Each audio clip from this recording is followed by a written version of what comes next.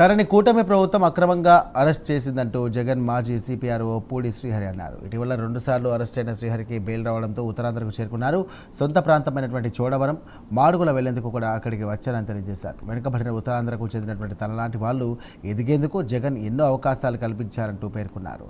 కూటమి ప్రభుత్వంపై తనకు ఎలాంటి వ్యక్తిగత ద్వేషం లేదని స్పష్టం చేశారు ఆయన. ఇక పూడి శ్రీహరిని ప్రభుత్వం అక్రమంగా అరెస్ట్ చేసిందంటూ వైసీపీ ఇన్ఛార్జ్ కేకే రాజు ఆరోపించారు. వాస్తవంగా అంటే ఈ అరెస్టులు కానీ పరిణామాలు కానీ మనం గడిచిన 2 ఏళ్ళలో చూస్తున్నాను. నాకేం పెద్ద బాధ లేదు. నేను నిన్న చెప్పినట్టుగానే కాస్త ఆవేదన ఉంది. జర్నలిస్టుల మీద కానీ లేకపోతే ఈ ప్రాంతం నుంచి ఎదుగుతున్న వ్యక్తుల మీద ఈ రకమైన చర్యలు తీసుకోవడానికి చాలా ఆవేదన కలిగించారు. సో ప్రభుత్వం ఏదైనా సరే ప్రజల సమస్యల మీద దృష్టి పెట్టాలి తప్ప ఇలా జర్నలిస్టుల మీద, రాజకీయ నాయకుల మీద అక్రమంగా కేసులు పెట్టడం, వాళ్ళని వేధించడం అనేది సరికాదని నేను చెప్పడం. అంటే ఉత్తరాంధ్ర ప్రాంతం నుంచి చాలామంది ఉన్నారండి. ఇక్కడనే కాదు, చాలామంది మళ్ళా నాలా కష్టపడేవాళ్ళు, నాకన్నా బాగా కష్టపడేవాళ్ళు, గొప్పవాళ్ళు కూడా చాలామంది ఉన్నారు. చాలామందికి అవకాశాలు దొరకవు. మనకి ఆ ప్రోత్సాహం కానీ దన్ను కానీ నేను గతంలో కూడా చెప్పాను. ఏ 20 సంవత్సరాలకో, ఒక 50 సంవత్సరాలకో, 100 సంవత్సరాలకో జగన్మోహన్ రెడ్డి లాంటి నాయకుడు ఒకడు వచ్చి మనలాంటి వాళ్ళని గుర్తించి పైకి తీసుకురావడం అనేది చాలా కష్టమైన పని.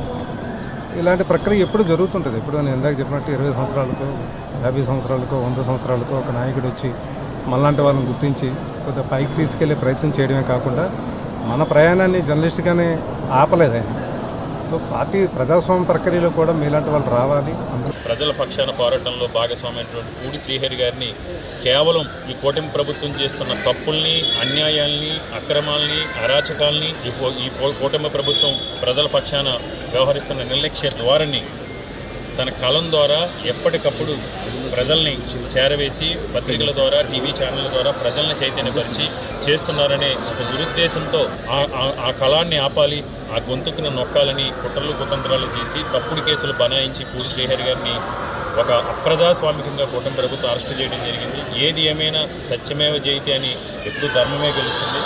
ఈరోజు శ్రీహరి గారు ఇప్పుడు కూడా జగన్మోహన్ రెడ్డి గారి ఆలోచన ధోరణి, వైఎస్ఆర్ కాంగ్రెస్ పార్టీ యొక్క పోరాట పట్టుకుని ప్రజల్లోకి తీసుకెళ్లేదు తప్ప ఇప్పుడు కూడా దాన్ని వ్యక్తిగతంగా ఏ నిర్ణయం కూడా ఎప్పుడు కూడా తీసుకోలేదు.